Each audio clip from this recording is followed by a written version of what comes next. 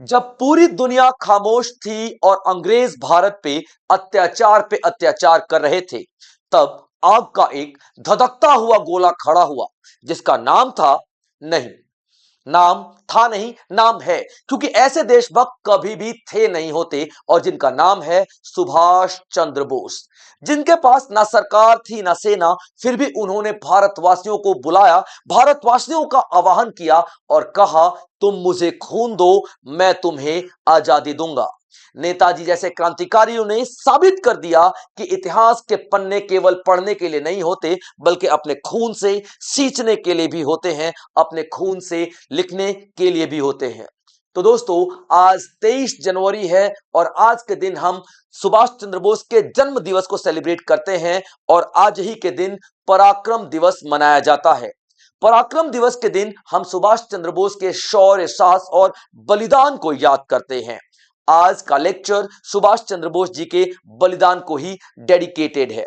तो चलिए शुरुआत करते हैं आज का लेक्चर। और जो भी साथी नए हैं इस प्लेटफॉर्म पे, सब्सक्राइब जरूर कर लीजिएगा, क्योंकि इसी तरीके के बेहतरीन लेक्चर्स मैं आप लोगों के लिए लेकर के आता रहूंगा। तो दोस्तों, पराक्रम दिवस हर साल 23 जनवरी को सेलिब्रेट किया जाता है, क्योंकि 23 जनवरी को ही सुभाष चंद्र बोस जी का जन्म दिवस मनाया जाता है।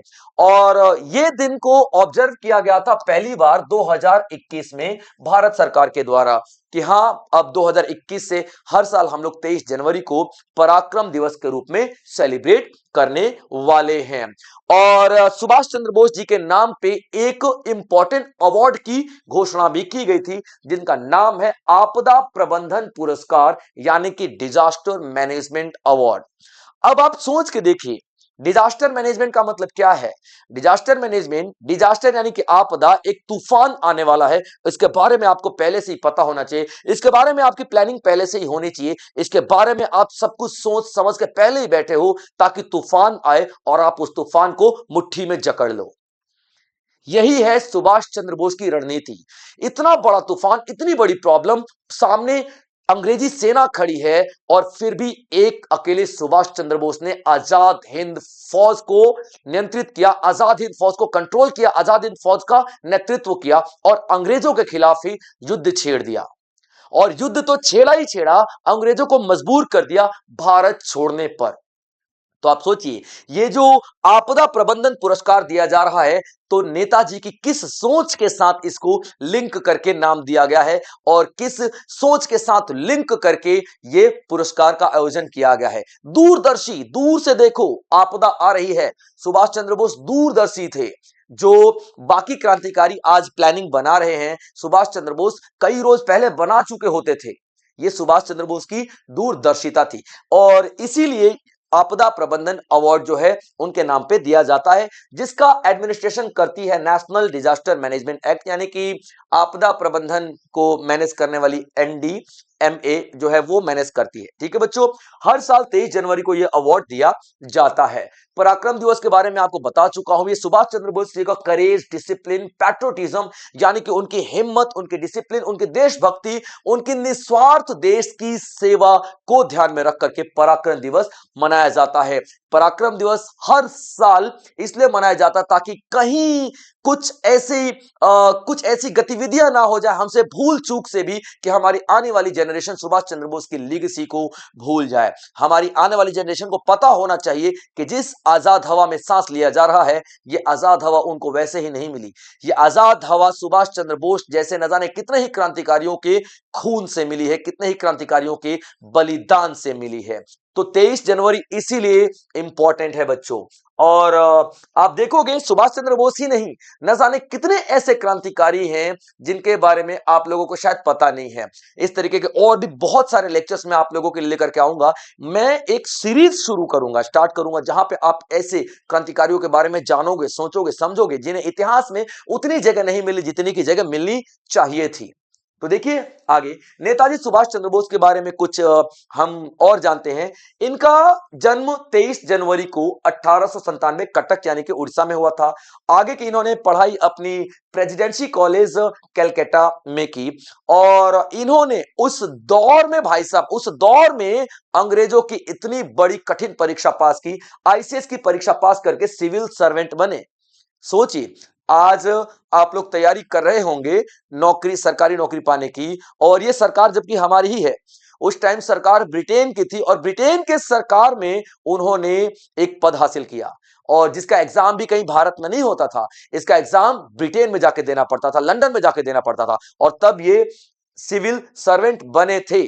और ऐसे पद को इन्होंने यूं चुटकी में ठोकर मार दिया। और हौसला कहां से मिला? गांधी जी से। उन दिनों Gandhi ji non cooperation movement चला रहे थे, असहयोग आंदोलन चला रहे थे अंग्रेजों के खिलाफ। उस टाइम रॉलेट एक्ट आया हुआ था, और रॉलेट एक्ट में एक ऐसा एक्ट था कि जहां पर जिन भारतीयों पर आपको शक है उनको पकड़ो और सीधा जेल में डाल दो। ना अपील, ना वकील, ना दलील का नारा अंग्रेजों ने रखा हुआ था। कोई अपील, कोई दलील, कुछ भी नहीं है भाई, पकड़ो और जेल में डाल दो। और ये वही दौर था जब जालियांवाला बाग हत्या कांड भी हुआ था। बस सुभाष चंद्र बोस को मिल गया इस आजादी में कूदने का मौका। देखिए, क्या देशभक्ति कोई बहाना नहीं ढूंढती है, देशभक्ति सिर्फ एक चिंगारी मांगती है। एक चिंगारी मिली और आप कूद पड़ते हो इस तरीके के आंदोलन में। उन्होंने गांधी जी के साथ कंधे से कंधा मिलाकर नॉन कॉपरेशन मूवमेंट, असहयोग आंदोलन में साथ दिया। और 1921 में जब उनको यह लगा कि नहीं, अब सिर्फ ये जॉब करते हुए मैं साथ पूरी तरह से नहीं दे सकता हूं, तो उन्होंने रिजाइन कर दिया। आप सोचिए, इतने बड़े पद से वो चाहते तो क्या नहीं कर सकते थे यार। ठीक है, उनके पास ऐशो आराम की जिंदगी थी, सरकारी नौकरी थी, ऑफिस था, रुतबा था, मान सम्मान सब कुछ था। वो चाहते तो क्या नहीं कर सकते थे, आप सोच के देख लीजिए। और अंग्रेजों को तो ऐसे दिमाग वालों की जरूरत थी जो दिमाग चलाएं। आईसीएस की परीक्षा पास की थी तो कितने मेधावी छात्र रहे होंगे, आप सोचिए। लेकिन क्या है ना, कॉलेज में बदनाम हो गए थे। कॉलेज में बदनाम हो गए थे। कॉलेज में किस तरीके से बदनाम हुए थे? कोई भी अंग्रेज कोई भी सवाल पूछे, उनका उल्टा ही जवाब दिया जाता था, उल्टा ही जवाब देते थे हमेशा। और एक इंसिडेंस में, अभी देखिए, ये इंसिडेंस की पुष्टि तो नहीं है कि मतलब मैंने बहुत कोशिश की कि हाँ ये कहीं मिले मुझे, ऐसे कुछ ऐसी किताबों में मिले। एक शिशिर कुमार की किताब भी है, द ग्रेट एस्केप करके, जो उनके पौत्र थे सुभाष चंद्र बोस के, उनकी किताब थी द ग्रेट एस्केप। उसमें भी मैंने ढूंढने की कोशिश की, लेकिन ये इंसिडेंट मुझे नहीं मिला। लेकिन अगर ये सच है, जो कई जगह मिल भी जाता है, अगर ये सच है तो सोचिए कितना मजेदार इंसिडेंट रहा होगा। सुभाष चंद्र बोस ने अपना चप्पल निकाल के एक अंग्रेज के मुंह पे दे मारा था। सोचिए, सिर्फ अंग्रेज के मुंह पे दे मारा था, और तब उनको कॉलेज से निलंबित कर दिया गया, निष्कासित कर दिया गया। ये एक इंसिडेंट है, सच है कि नहीं है पता नहीं, क्योंकि मैंने बहुत रिसर्च किया तो एक ऑथेंटिक सबूत तो नहीं मिला। फिर मैंने किताब पढ़ी द ग्रेट एस्केप, उसमें भी मुझे ऐसे सबूत नहीं मिले। लेकिन हाँ, जो कुछ बड़े बुजुर्ग हैं, जो कुछ ऐसी कहानियां चलती हुई आती हैं, तो है। अगर सोचिए सच होगा तो कितना मजेदार किस्सा होगा, कितना इंस्पायर किया होगा हमारे भारतीय नौजवानों को उस दौर में कि भाई एक अंग्रेज शिक्षक को, क्योंकि वो इंडियंस के खिलाफ बात कर रहा था, ठीक है, खींच के रख के दिया गाल पे। सोचिए कितने जबड़े हिल गए होंगे उसके। तो इस तरीके के उनके कारनामे हमेशा सही रहे हैं।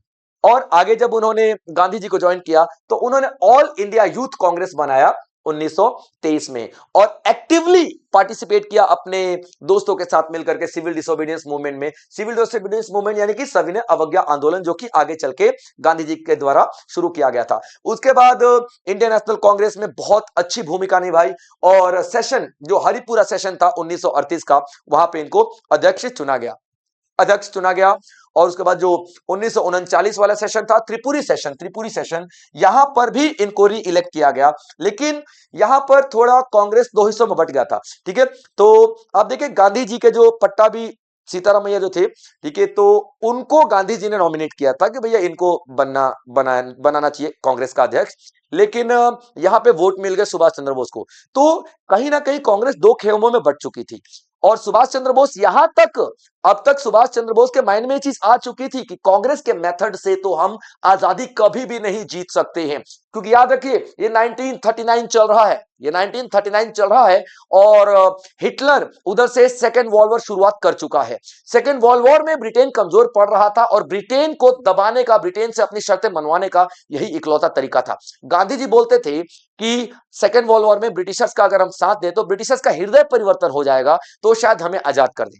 और सुभाष चंद्र बोस बोलते थे, अरे यार अब तक तो हृदय परिवर्तन हुआ नहीं है, हत्याकांड, जालियांवाला बाग जैसा हत्याकांड तो ये लोग करके बैठे हुए हैं, इनका हृदय परिवर्तन होगा। अरे गांधी जी क्या बात कर रहे हो आप। और जो नेहरू जी थे, इन दोनों के बीच में कहीं थे कि ठीक है हम साथ देंगे ब्रिटिशर्स का, लेकिन कुछ शर्तों के साथ। गांधी जी बिना शर्त के साथ में थे। सुभाष चंद्र बोस मानने को ही तैयार, नहीं देना साथ तुम्हारा तो नहीं देना भाई साहब, आजाद करो तब हम तुम्हारे साथ देंगे। बात वहीं खत्म, रफा दफा। यानी कि सुभाष चंद्र बोस को यह लगता था कि अंग्रेजों को दबाने का ये अच्छा मौका है, क्योंकि अंग्रेज एक फ्रंट पे उधर सेकेंड वर्ल्ड वॉर में उलझे हुए हैं, और यहां पे अगर हम लोग आंदोलन छेड़ दें तो कहीं ना कहीं ब्रिटिशर्स कमजोर पड़ेंगे। लेकिन यहां थोड़ा मतभेद दिखने को मिला, और इन्होंने फिर रिजाइन कर दिया कि ठीक है यार मैं अपना अलग तरीके से ही आंदोलन चलाऊंगा। इन्होंने रिजाइन कर दिया और फॉरवर्ड ब्लॉक नाम का एक संगठन बनाया। फॉरवर्ड ब्लॉक 3 मई 1939 को। फॉरवर्ड ब्लॉक इसलिए बनाया क्योंकि हर एक ग्रुप के, जैसे उस ग्रुप के युवा हो गए, उधर के एक्सपीरियंस पर्सन हो गए, सभी को मिला करके एक ऐसा संगठन बनाया जाए जो कि आजादी के लिए एकजुट होकर लड़े। तो इन्होंने फॉरवर्ड ब्लॉक की स्थापना भी की, और इन्होंने हर एक उस एंटी ब्रिटिश फोर्सेस को इकट्ठा किया। भाई तू अंग्रेजों के खिलाफ है ना, हाँ आ जा, तू भी, तू अंग्रेजों के खिलाफ है ना, आ जा। यहां पे उन्होंने कुछ नहीं देखा, कुछ भी नहीं देखा, ना हिंदू देखा, ना मुस्लिम देखा, ना सिख देखा, ना ईसाई देखा, ना अमीर देखा, ना गरीब देखा, ना एसटी देखा, ना ओबीसी देखा, ना जनरल देखा, कुछ भी नहीं देखा। अंग्रेजों के खिलाफ हो, आप आ जाओ, फॉरवर्ड ब्लॉक में शामिल हो जाओ, अंग्रेजों के खिलाफ लड़ते हैं, एक साथ लड़ते हैं। यह उनका मेन मोटिव हुआ करता था। अब नेताजी ने जिस तरीके से अपना कदम आगे बढ़ाना शुरू किया था, पहले कांग्रेस में आए, अंग्रेजों के खिलाफ किया, फिर कांग्रेस में रहते हुए सेशन में अध्यक्षता की और अंग्रेजों को दबाने की कोशिश की। अब उनको यह बात समझ में आ गया था कि ना ना ना, ए ना चल, वो ये नहीं चलेगा। अंग्रेजों को अगर हराना है, अंग्रेजों को अगर भारत से उखाड़ के फेंकना है, तो आर्म्ड स्ट्रगल जरूरी है। अब हथियार उठाना पड़ेगा, बिना हथियार उठाए काम नहीं चलने वाला है। तो अभी 1940 में एक इंसिडेंस है, उनके एक पोते हैं, ठीक है, पौत्र जिनको हम लोग कहते हैं, शिशिर कुमार जी। उनकी एक किताब है, इसमें आप लोग पढ़ना, शिशिर कुमार की जो एक किताब है, ठीक है बच्चों, शिशिर कुमार की एक किताब है, और उन्होंने लिखा है, किताब इनकी कौन सी है, the great escape, the great escape. अभी देखिए क्या था कि सुभाष चंद्र बोस को पकड़ लिया गया था, और पकड़ लिया गया था, लेकिन इनकी, अब पकड़ लिया गया था, जेल में डाल दिया गया था, सुभाष चंद्र बोस ने भूख हड़ताल शुरू कर दी। अब इनकी हालत बहुत ज्यादा खराब होने लगी, बहुत ज्यादा खराब होने लगी, तो अंग्रेजों को चिंता हुई कि भाई साहब अगर इनकी हालत खराब हुई, और एक ऐसी भूख हड़ताल हम अंग्रेज पहले भी फेस कर चुके थे, जिनमें जतिन दास की मृत्यु हुई थी, जतिन दास जी शहीद हुए थे 64वें दिन, भगत सिंह के साथी थे, भगत सिंह के सारे साथियों को जेल में बंद कर दिया गया था, और जब भगत सिंह की फांसी होने वाली थी ना, उसके वही वाला जो केस चल रहा था, तो उसमें जतिन दास जी ने 64 दिन का उपवास रखा, ताकि जेल में जो भारतीय कैदी हैं उनकी दशा को सुधारा जा सके। उन्होंने मांग की थी अच्छा खाना दो, अच्छे अखबार दो पढ़ने के लिए, ताकि दुनिया में क्या हो रहा हमको समझ में आ जाए। तो सबने भूख हड़ताल की थी, और जतिन दास जी 64 दिन भूख हड़ताल में 64वें दिन उन्होंने अपने प्राण त्याग दिए। आप सोच के देखिए यार, कहां से लाओगे, कहां से ऐसी बलिदान लेके आओगे। मैं कई बार ऐसी फिल्में देखता हूं, भगत सिंह की कई फिल्में देख ली, मैं आर्मी की कई फिल्में देख ली, मैं अभी 120 बहादुर अभी 3-4 दिन पहले ही देख रहा था। लेकिन मुझे यह समझ में आया कि कोई कितनी भी फिल्म जस्टिफाई करने की कोशिश कर दे उन बलिदानों को, भाई तुम ऐसा सोच ही नहीं सकते हो। कहां से लाओगे वो बलिदान, कहां से लाओगे वो बलिदान, जब आपको पता है कि हां कल का सूरज में नहीं देखूंगा। कहां से लाओगे वो बलिदान, कहां से लाओगे ऐसी विचारधाराएं जो आपको पता है कि जो आजादी का सूरज है मैं नहीं देखूंगा, फिर भी मुझे लड़ना है भारत मां की आजादी के लिए। कहां से लाओगे ऐसा बलिदान। ऐसी कोई फिल्म आज तक नहीं बनी है जो उनके विचारधाराओं को जस्टिफाई कर दे। भगत सिंह, राजगुरु, सुखदेव, जतिन दास जी, सुभाष चंद्र बोस, बेगम हजरत महल, वीर कुंवर सिंह, चंद्रशेखर आजाद, ये सब वो नाम हैं जिन्हें याद करते रोंगटे खड़े हो जाते हैं। ऐसा बलिदान आप कहां से लेकर के आओगे। मैं एक वीडियो देख रहा था, कोई एक जो स्पाई है, मुझे याद नहीं आ रहा, कोई लकी बिस्ट स्पाई है, तो उनका एक देख रहा था, वो रॉ में काम कर चुके थे। उन्होंने देखा कि एक ऑपरेशन हो रहा था, और कुछ आर्मी पर्सन जो थे, जो हमारे भारतीय सोल्जर थे, एक बंकर में छुपे होते, हर जगह से पाकिस्तानियों ने उनको देख लिया था, मतलब घेर लिया था। तो जो पाकिस्तानियों को की लोकेशन वो ट्रैक नहीं कर पा रहे थे, तो उन्होंने कॉल किया हेडक्वार्टर में कि देखिए सर, पाकिस्तानियों के जो आप ट्रैक तो नहीं कर पा रहे हो लोकेशन, लेकिन हमारी लोकेशन आप ट्रैक कर सकते हो, क्योंकि हमारे पास जो यंत्र है उसका कैच आप कर सकते हो। तो ऐसा करो, हम पे आप बॉम्ब फोड़ दो, हमें तो पता है ना, हम पे आप बॉम्ब फोड़ दो, जिसके साथ सारे सारे पाकिस्तानी चले जाएंगे। आप सोच के देखो, आप इमेजिन भी नहीं कर सकते हैं। मतलब ये स्पीचलेस, एकदम स्पीचलेस, मतलब कहते कहते शब्द रुक जाते हैं, खत्म हो जाते हैं शब्द यार, ऐसे ऐसे जो कारनामे सामने आते हैं। तो ऐसा बलिदान नहीं, आप फिल्मों में नहीं दिखा सकते हो, ऐसा जोश आप फिल्मों में नहीं दिखा सकते हो। हाँ, बहुत कोशिश की जाती है फिल्मों को जस्टिफाई करने की, लेकिन नहीं दिखाया जा सकता। कोई कितना ही बड़ा एक्टर क्यों ना हो, वो जज्बा अंदर से आप नहीं लेके आ सकते। तोप के गोले सामने खड़े हैं और आप बिल्कुल खड़े हो कि नहीं भाई मैं तो लड़ूंगा, क्यों? सरहद का सवाल है ना, सीधी सीधी बात है। आप वो जज्बा नहीं लेके आ सकते हो।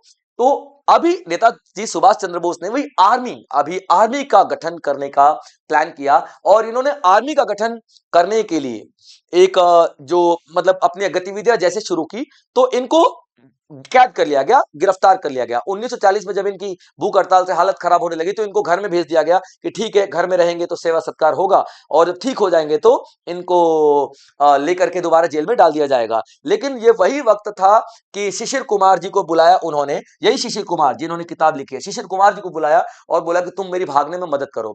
तो शिशिर कुमार जी अपने किताब में लिखते हैं कि जो घर के पीछे एक स्टोर रूम हुआ करता था, वहां पे ढीले ढाले पैजामे और पठानी दाढ़ी वगैरह लगा के इनको एस्केप किया गया। और यहां से सुभाष चंद्र बोस जाते हैं, वैसे तो बहुत सारी कंट्रीज में जाते हैं, लेकिन एक इंसिडेंस मैं आप लोगों को बताऊंगा, ठीक है, जर्मनी में at that time Hitler was so powerful and Hitler was so famous.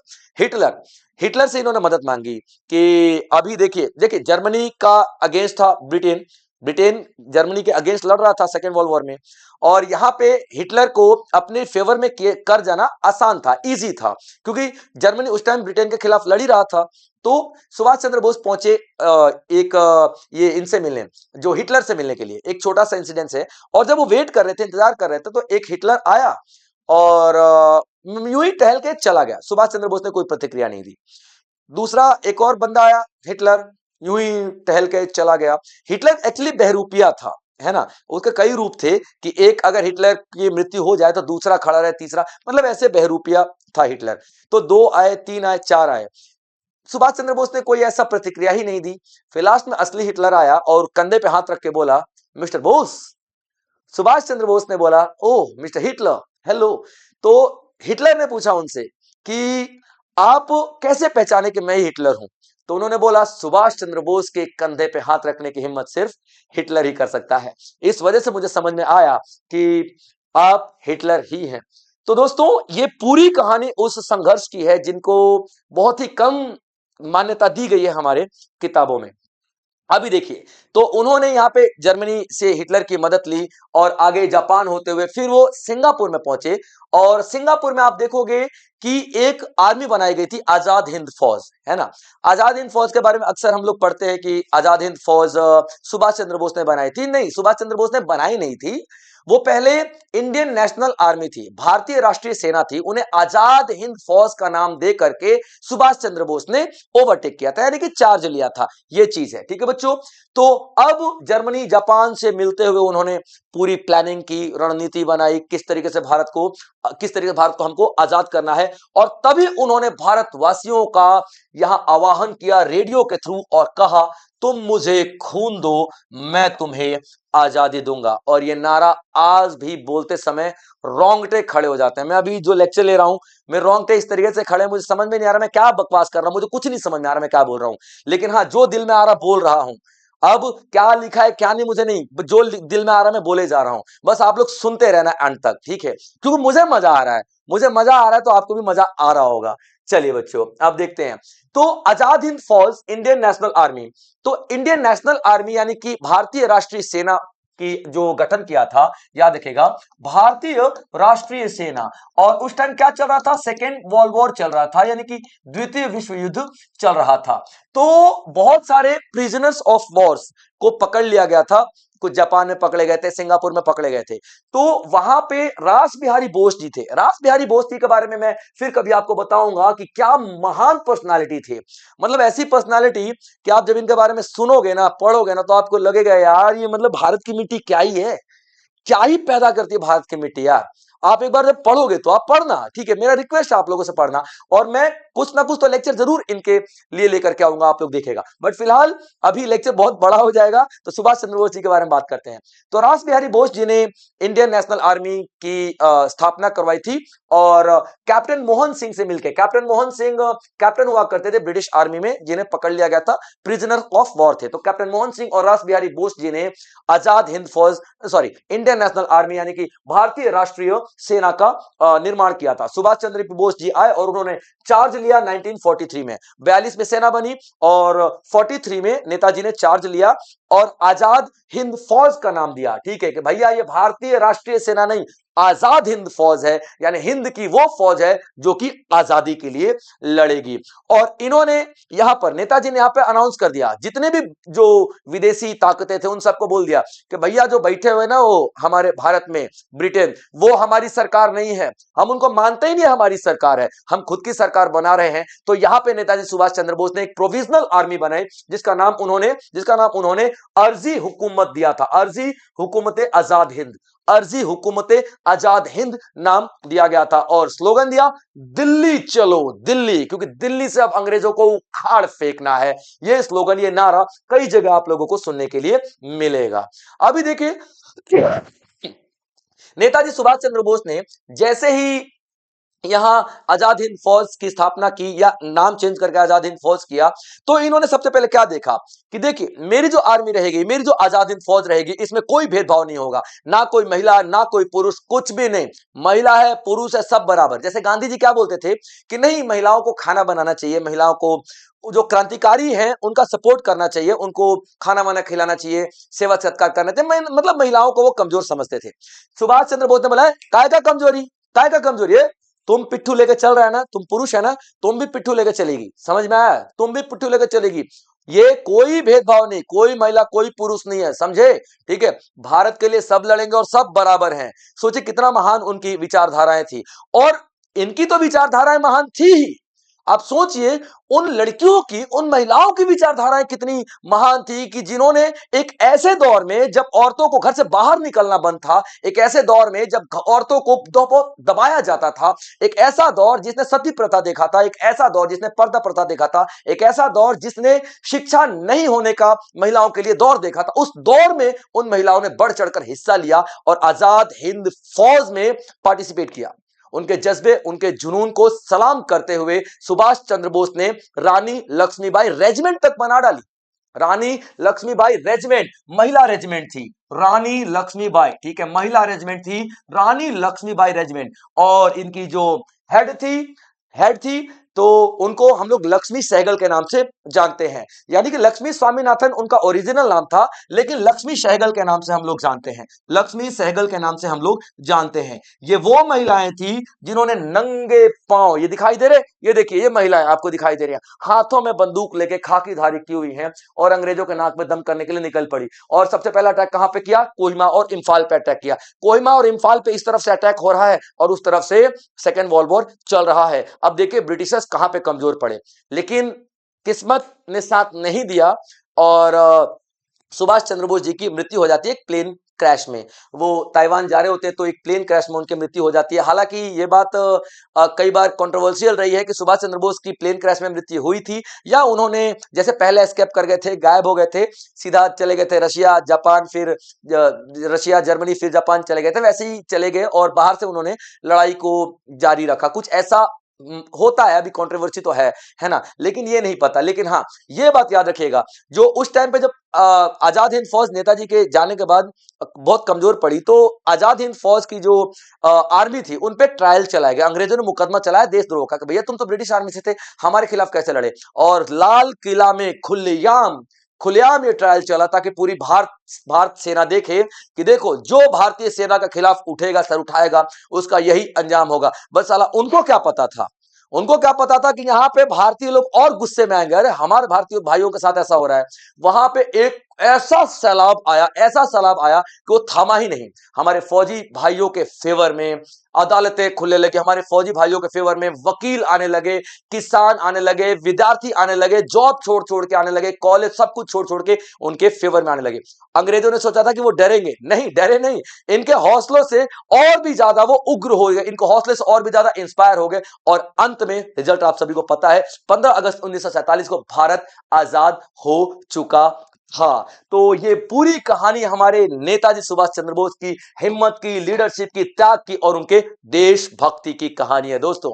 मुझे लगा था कि मुझे आपके सामने ये पूरी कहानी रखनी चाहिए, तो मैं रख पाया। और अगर ये आपको लेक्चर तो नहीं कहूंगा मैं, इसे लेक्चर कहना खैर बहुत गलत होगा, लेकिन फिर भी मैं चाहता हूं कि आप ज्यादा से ज्यादा लोगों को इस कहानी को पहुंचाएं दोस्तों। जय हिंद।